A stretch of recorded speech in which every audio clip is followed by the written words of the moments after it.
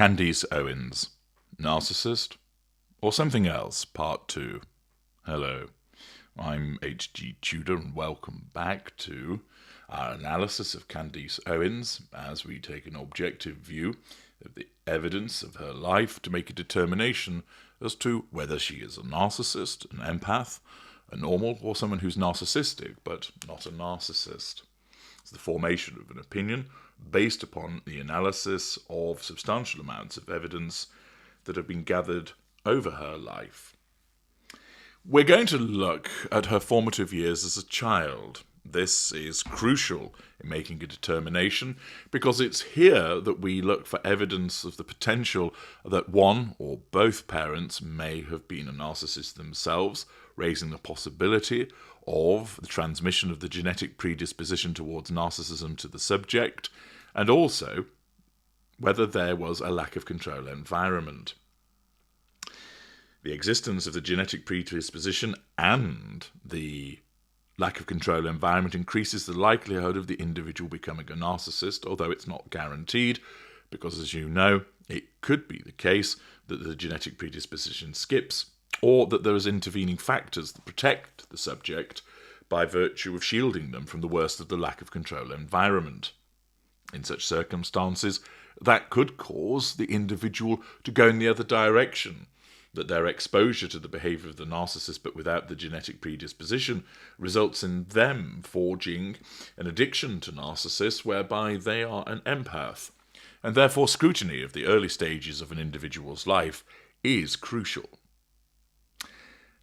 Candace Owens was born in White Plains, New York, but her truly story unfolds in the suburban landscapes of Stamford, Connecticut, where she spent the bulk of her childhood. As the third of four siblings in a working-class African-American family with Caribbean roots, her paternal grandmother hailed from St. Thomas in the U.S. Virgin Islands, Owens' early years embodied the quintessential American dream of upward mobility, tempered by everyday struggles. Stamford, a diverse commuter city just outside New York, offered a middle-class existence, public schools, community sports, and the hum of neighbourhood life. Yet, beneath this veneer lay fractures that would profoundly shape Owens into the unyielding conservative commentator that she is today. Her childhood was neither wholly idyllic nor relentlessly grim. It was a mosaic of warmth, but also acute pain. To assess whether she enjoyed a happy childhood requires nuance. The pre-teen years glimmer with normalcy and familial bonds. Raised initially by her parents, her father, Robert Owens, a property manager and carpenter who embodied blue-collar grit, and her mother, whose name varies in reports but is often cited as Paula or Anne, a homemaker or English teacher. Owens recalls a household steeped in values of hard work and resilience. Her father's multiple jobs to keep the family afloat instilled a Protestant work ethic, while her mother's presence provided emotional steadiness. Siblings filled the home with the chaos of shared bedrooms and sibling rivalries. Owens, ever the middle child, navigated her place amid the noise. Summers might have meant barbecues in local parks or trips to visit extended family, blending African-American traditions with Caribbean flair.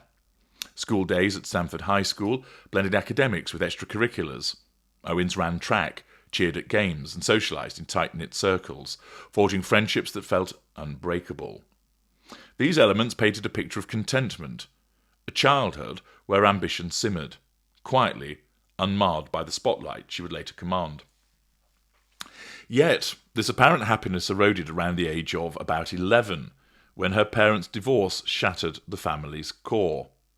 This was no amicable split. It was a seismic rupture in a household already stretched thin. It would appear, therefore, that for the divorce to take place around her being aged 11, that the problems that were the cause of the divorce had been manifesting for years hitherto, and it's quite possibly the case, although not guaranteed, that that divisive and toxic environment of two parents who were not getting along, to put it mildly, created a potential lack of control environment. Owens has alluded to the emotional toll in interviews, describing a pivot to her mother's custody alongside her paternal grandparents, who stepped in as surrogate anchors. It might be the case, as is often the case, that the presence of grandparents acts as interveners, shielding the child from the worst of the lack of control environment. Her grandfather, also named Robert Owens, an African-American born in North Carolina during the Jim Crow era, emerged as a towering influence. A disciplinarian with a no-nonsense demeanour, he preached self-reliance, drawing from his own migration north in search of opportunity. He taught me that excuses are for the weak, Owens reflected in a 2021 podcast, crediting his stories of Southern hardship for forging her disdain for dependency. Is this simple self-reliance, or might this be exposure to an individual that saw terms in black and white ways, that there was the strong and that there was a weak, that excuses are for the weak, that this exhibits a haughtiness and dismissiveness that is often found with narcissists? The grandmother, with her Virgin Islands warmth, added layers of cultural pride, regaling the children with tales of island resilience and colonial legacies. Relationships with her biological parents during this period were complex, strained by the divorce's logistics. With her mother, Owens maintained a close, maturing bond. Her primary caregiver post-split, the woman who navigated single parenthood while shielding her kids from the fallout.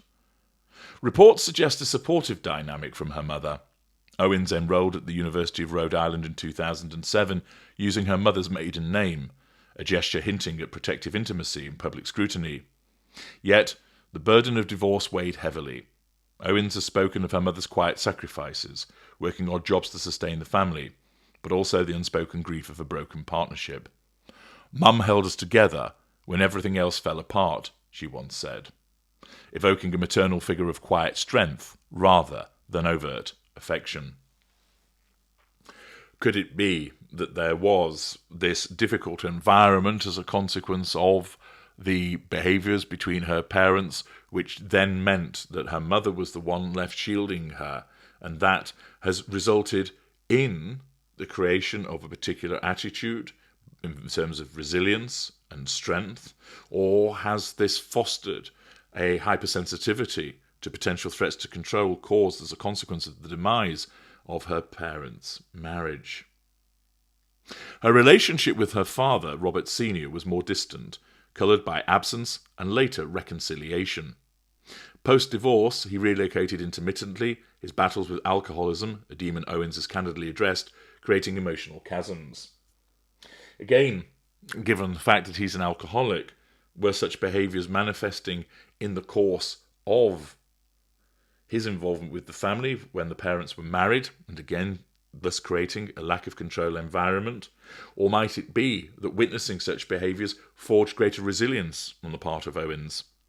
As a child, she felt the sting of his unreliability. Family law paints him as a provider in theory, but sporadic in practice. His carpentry skills a metaphor for a life pieced together unevenly. By her teens, contact dwindled, yet admiration lingered for his work ethic. Might this be that Owens was seeking the approval of a father that was distant and absent, which again impacted upon her?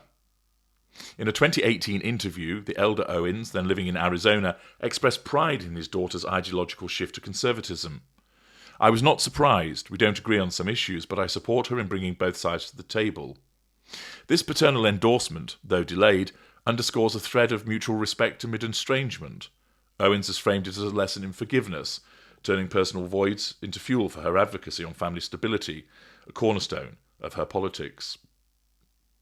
No childhood escapes unscathed, and Owens harboured major fissures that amplified its unhappiness. The divorce itself was a primary wound, fracturing not just logistics but identity. As a middle child, she internalised the chaos, later linking it to her emphasis on intact families and her Brexit movement. Siblings bore scars too. Her sister, fiercely loyal, engaged in fistfights, defending Owens from schoolyard taunts post-divorce, a ripple of familial protectiveness amid vulnerability. Might it be that her sister acted as an intervener in relation to this evident lack of control environment? The greatest trauma, however, erupted in her senior year at Stanford High in 2007, a barrage of racist death threats that exposed the underbelly of suburban tolerance.